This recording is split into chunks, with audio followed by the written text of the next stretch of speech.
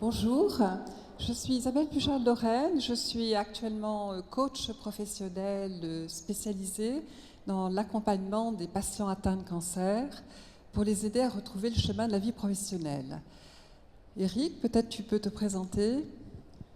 Oui, je suis médecin cancérologue, ancien chef de service à l'Hôtel-Dieu à Paris, et je suis un amateur d'art plastique qui m'a enrichi toute ma vie.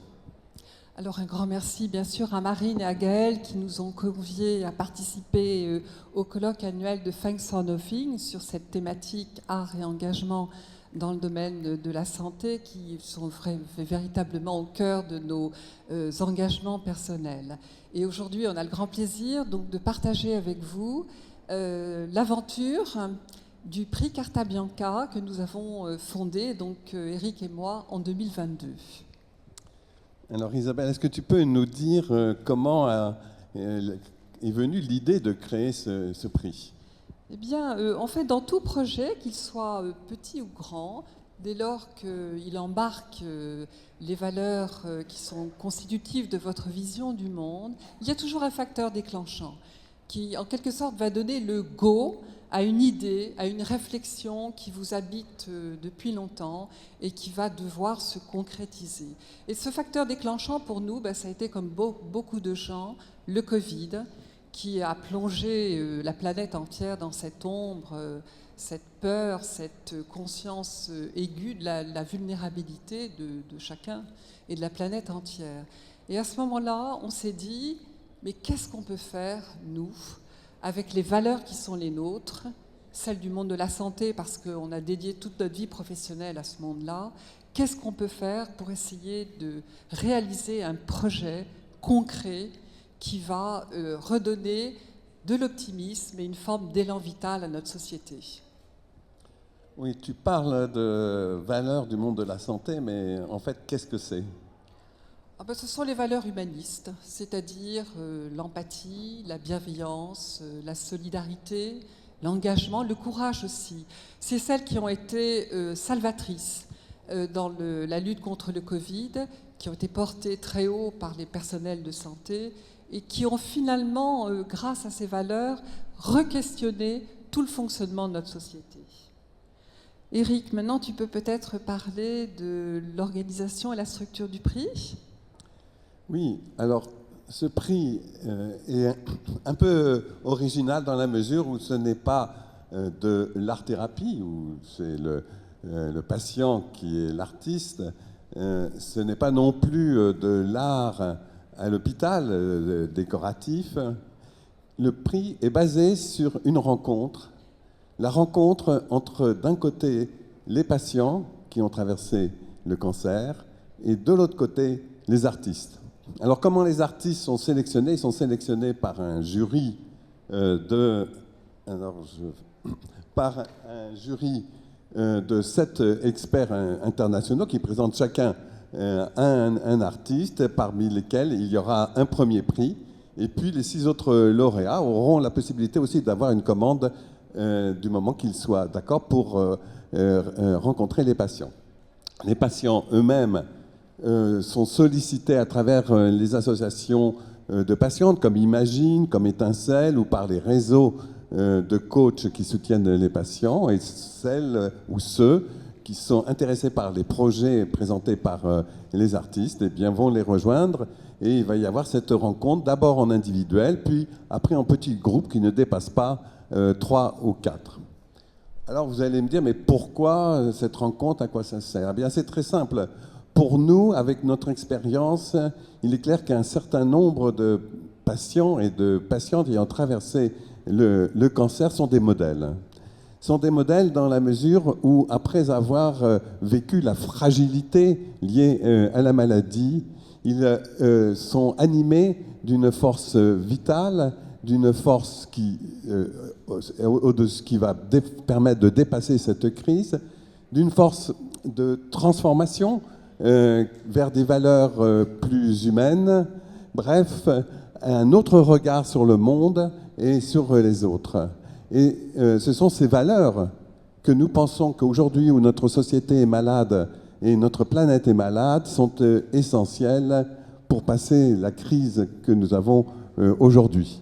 Et les artistes là-dedans, bien les artistes sont là pour mettre en forme, donner finalement la parole de ces valeurs dans des œuvres qui, en sachant qu'elles vont être les messagers de ce futur imaginaire que nous croyons être négatif, inquiétant, mais qui dépend entièrement de nous. Et donc c'est un appel à l'action positive de chacun d'entre nous. Alors nous sommes à la 4e édition, Isabelle. Nous sommes à la 4e édition que nous lançons prochainement. Et déjà, beaucoup d'œuvres ont été réalisées, créées par les artistes. Et on peut déjà mesurer l'impact de ce cycle de rencontres pour les patients. Comme vous voyez, nous avons extrait quelques témoignages extrêmement émouvants, mais nous connaissons aussi l'impact de ces rencontres auprès des artistes. Et aujourd'hui, donc, on a le grand plaisir d'accueillir Diego Cibelli, qui est notre artiste premier prix, donc de l'édition en cours. Diego donc vit depuis son enfance dans une banlieue défavorisée de Naples. Il est donc napolitain italien et il a vécu toute son enfance, son adolescence et continue de vivre dans cette banlieue qui, au moment où il a passé son enfance, n'avait ni commerce, ni transport, ni école. Diego allait à pied 2 heures par jour pour aller à l'école. Et sa grande sensibilité l'a conduit à faire tout un parcours artistique. Et son matériau principal, c'est la porcelaine. Et la porcelaine, c'est peut-être la plus belle symbolique du raffinement, du rayonnement des cours européennes royales comme celle de Naples, et en même temps l'expression de la fragilité absolue. Alors Diego, bienvenue, et à toi maintenant de te présenter et de nous raconter un peu qui tu es dans ta vie d'artiste. Thank you so much. Thank you. I'm really glad to be here and to be part of this panel, but I have to say when you are exposed, it is really hard to find words. So I want to show you as the starting point with my studio, because I think it's always nice to start from art. Art, as you say, has provided me different kind of tools, has provided me tools to process my reality, tools to give me a kind of sensibility to process the relation file, and most of all, art has provided me a project, and so also an ability to share them. In sharing this project, I understood that I was working with my vulnerability, but most of all, I understood that fragility can be a stronger tools to process reality. Experience this in art, it is a privilege, because there are a lot of people who don't have this opportunity to make tools to process reality. So their sensibility remain open, unprotected, and most of the time misunderstood. The only way that they have to experience process and the reality is with their family. In fact, the family has this important task to translate their needs and, of course, to make them a better life. I would love to look at these people and be inspired by them, especially nowadays. I hear a lot of celebration of the self. These people remind us of the importance from starting by the encounter. The starting point of my research is the encounter with beauty, of course, with the history, and with the landscape.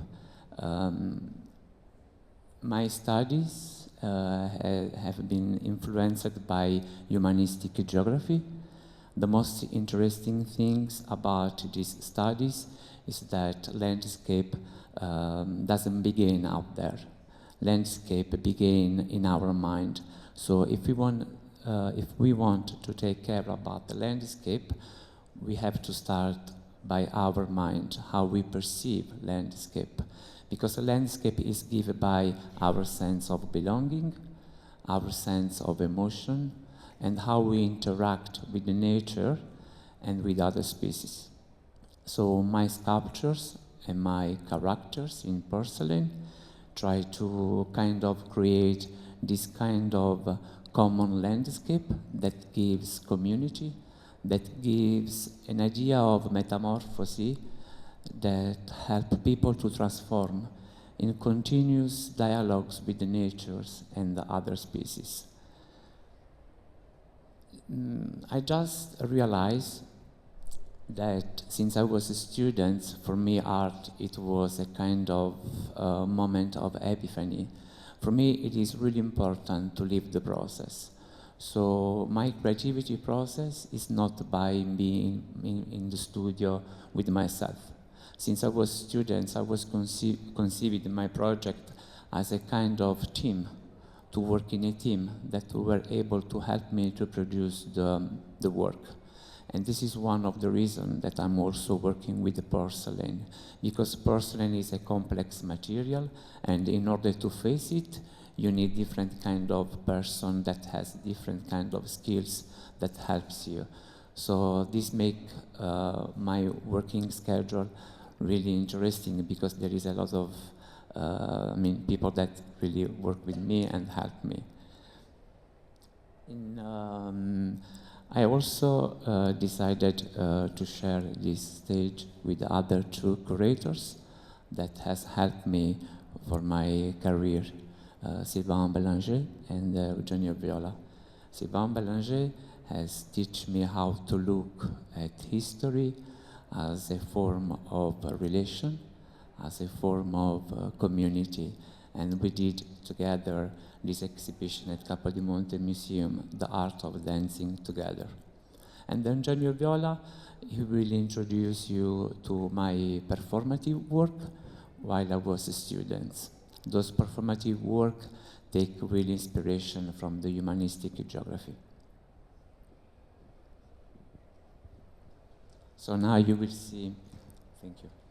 You will see the video of Sylvain Bellenger. En 2019, en plein Covid, nous sommes rencontrés et je lui ai proposé d'entrer dans une série d'expositions que nous avions organisées à Capodimonte depuis 2017 et qui s'appelle Incontri sensible.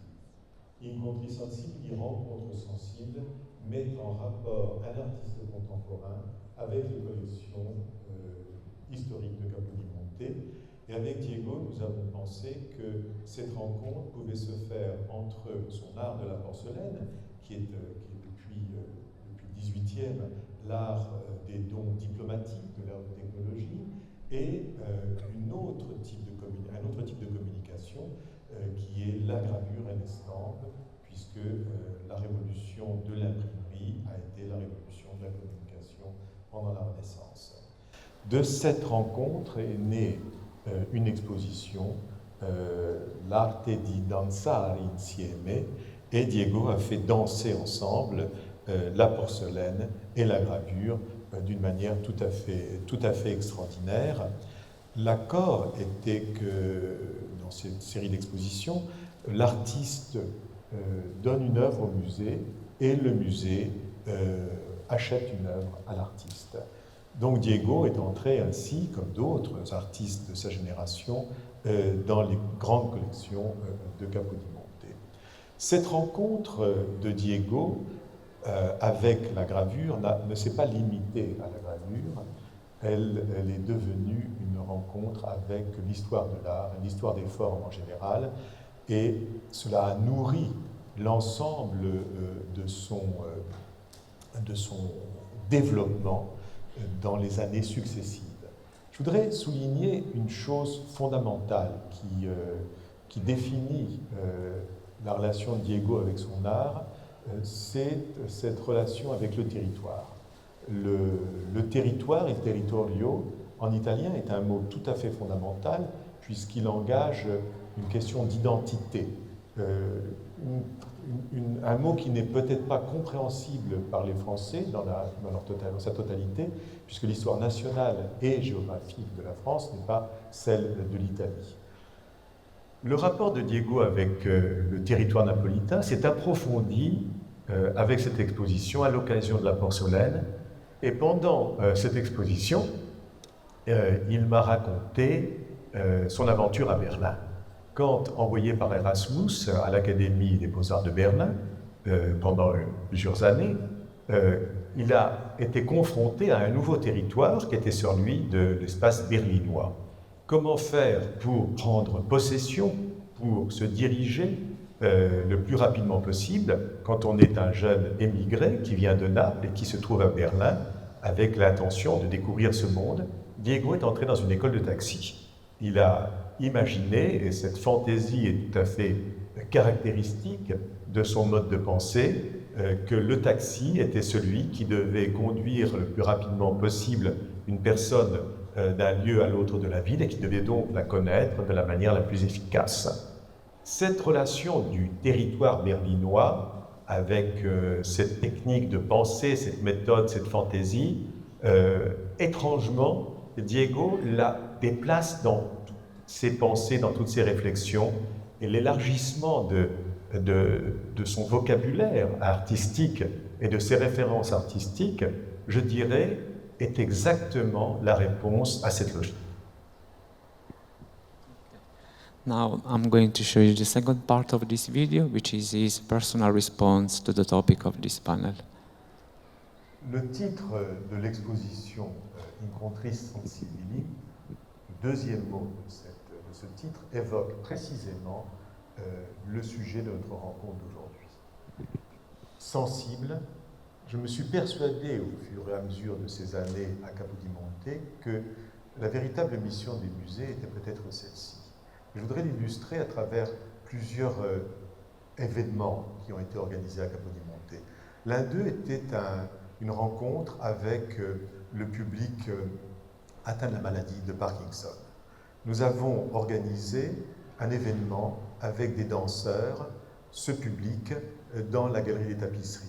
Et je peux vous dire que c'était un des événements les plus émouvants que j'ai jamais vus dans un musée, que la joie de ce public qui a exprimé non seulement ses difficultés, mais aussi son énorme pouvoir d'expression dans ces moments avec ces danseurs et ces tapisseries qui entouraient tout l'événement. Pendant toutes ces années, à Capodimonte, nous avons développé toute une politique avec les associations qui s'occupent des malvoyants, des malentendants, de tout le public qui est atteint de diverses formes d'autisme. Et j'ai pu mesurer à cette occasion combien ce public avait un rapport beaucoup plus complexe que le nôtre avec ses œuvres d'art, peut-être plus complet aussi. Notre regard, notre lecture des cartels, notre connaissance des accrochages qui donnent un sens à une organisation de l'histoire de l'art comme nous la voulons raconter, eux ne le voient peut-être pas, mais ils impliquent dans leur relation avec chaque œuvre la totalité de leur corps, et leur communication est d'une profondeur absolument énorme, je dirais beaucoup plus grande que la nôtre. Je me suis convaincu, au fur et à mesure de ces années, que la mission des musées, au-delà de celle de l'histoire de l'art, de la mémoire, était probablement celle de la sensibilité. Et si un visiteur quitte un musée avec une sensibilité qui a été accrue, modifiée par sa visite, nous avons gagné notre bataille éducation. Okay, now it's time to Good meet evening, Eugenio. ladies and gentlemen. Eugenio Viola. My name is Eugenio Viola, and I'm the artistic director of the Bogotá Museum of Modern Art in Colombia. And I have also the honor of being part of the Carta Bianca jury since the inception of this distinctive award, which is unique in the contemporary art landscape. Tonight, I'm thrilled to speak about Diego Cibelli, who is an extraordinary artist and nominated for 2024 edition of the prize, which he won unanimously. Diego embodies the powerful influence art can have in transcending personal and social barriers. His studio, an enchanted space situated on the first floor of an elementary school in Scampia, a notorious suburb in northern Naples for its socio-economical challenges near the infamous Dele, stands as a beacon of creativity against a backdrop often associated with urban failure. Although neither Diego nor I were born there, we both lived in Scampia for a substantial period of our lives, drew inspiration from its complexities, and found unique ways to engage with its community.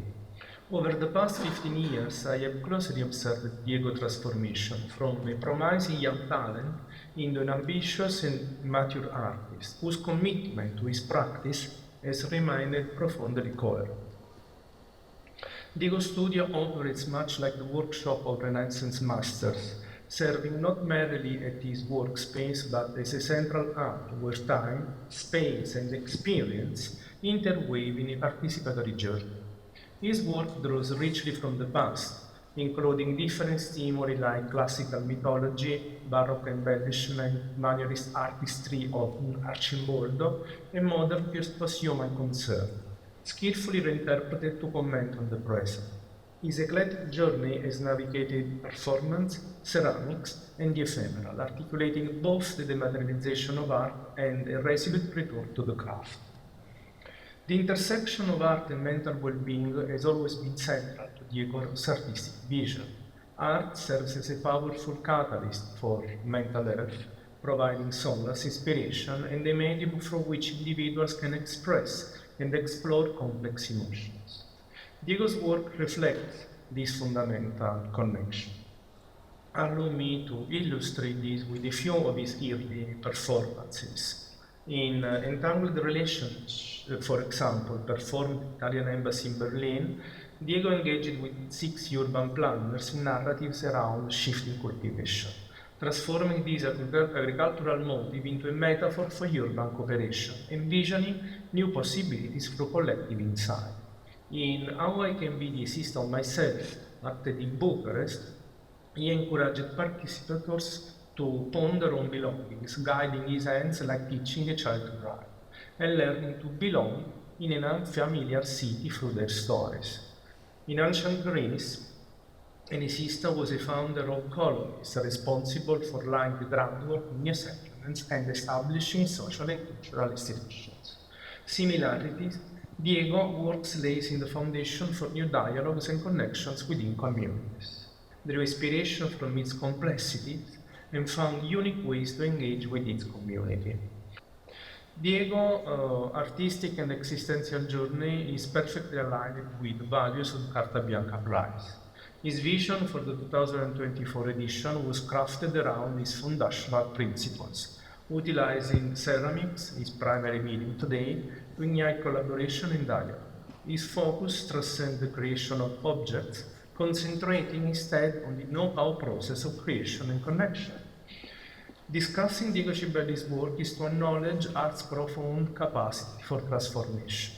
Emerging from Scampia, Diego exemplifies resilience and optimism. His artistic practice and his life stand as a testament to the artist's ability to uplift individuals and communities, offering a beacon of hope to youth stressing through complex realities. Thank you.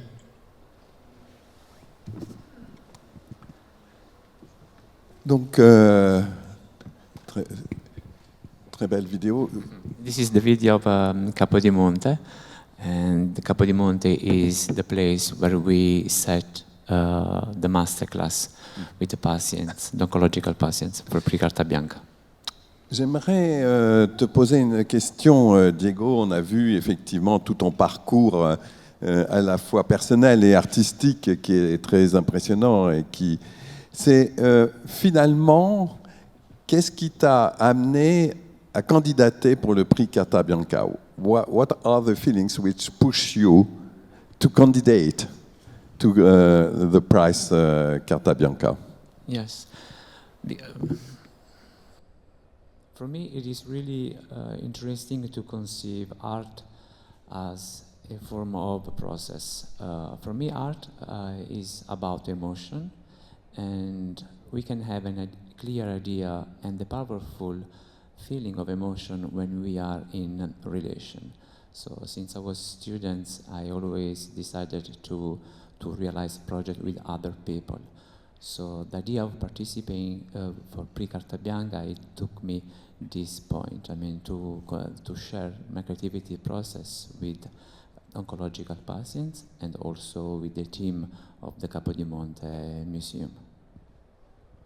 And if I have si j'ai bien compris, ton projet a 3 phases, va être avec les patients. Oui. Et what will be the first phase? So, for me, it is really important to perceive art as a matter that is not abstract. Art, in terms of matter, sculptural or painting, include other form of matters, geographical, historical, and so relation. So the first thought, it was to kind of create a path with the patient and then to jump in my laboratory. Because of course, I face art every day, and for me it's a kind of common material. But when people are coming from outside, I want to give them that art is not something far away. Art is something that lives every day with us. So the first part, it will be titled Identification, because with the patient we will walk around the park of the Capodimonte.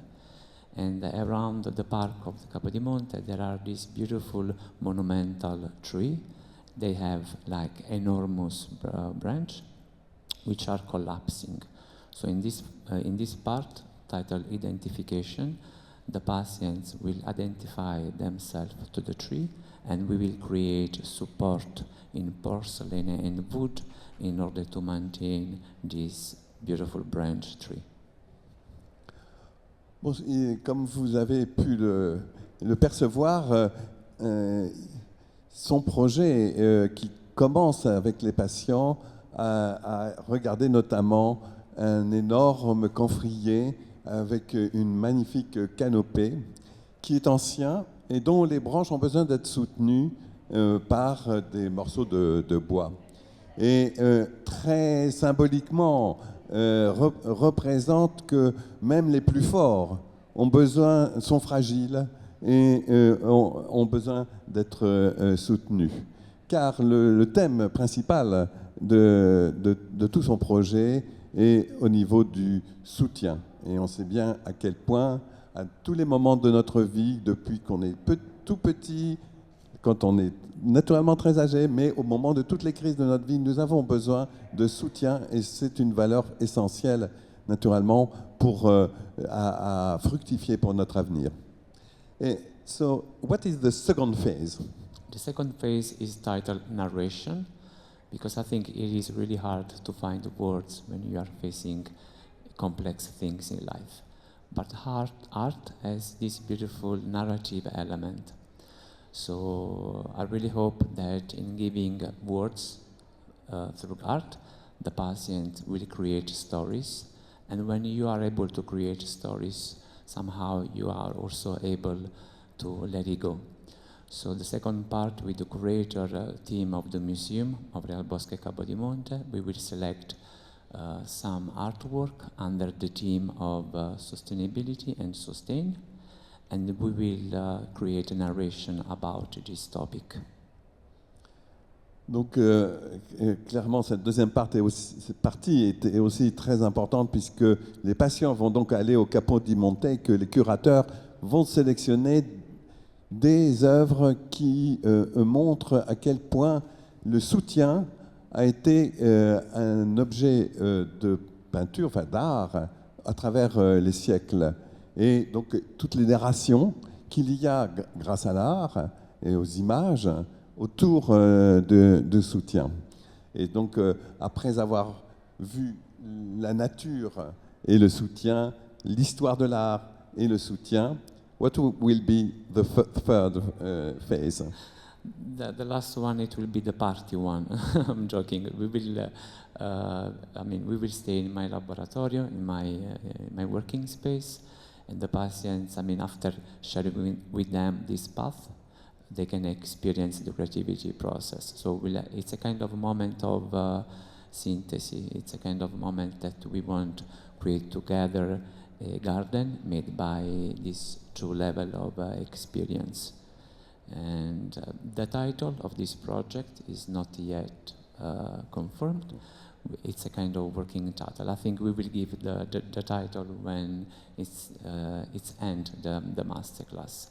For me, it is really hard to say when it is end, because I perceive art as a really performative and processing way. But I'm sure that the patients will help me to understand this, that there is not really an end, especially when you are in a changing moment in life. I really do believe in this, that when you face complex moment in life, you always invoke beauty and form that celebrate life. And I think art does that, celebrate beauty and life. Donc la dernière phase, effectivement, est celle de son atelier où les patients vont... L'œuvre est à constituer avec les patients. C'est le principe de Carta Bianca, hein, c'est le nom lui-même du prix. Et avec Diego, qui est l'artiste qui va le faire, ce ne sont pas les patients qui vont faire l'œuvre, c'est Diego, mais avec l'interaction et les idées, tous ces échanges avec Diego, et comme il dit, qui vont célébrer la vie, et ce qui est effectivement le point essentiel à la fin de notre prix. Il faut savoir qu'il va rencontrer dès la semaine prochaine les patients, et donc l'œuvre il va y avoir est parti, il y a un go. Mille merci Diego d'avoir être venu avec ta famille et pour nous présenter ce qui va être, on n'en doute pas, une magnifique œuvre. Thank you so much. Thank you.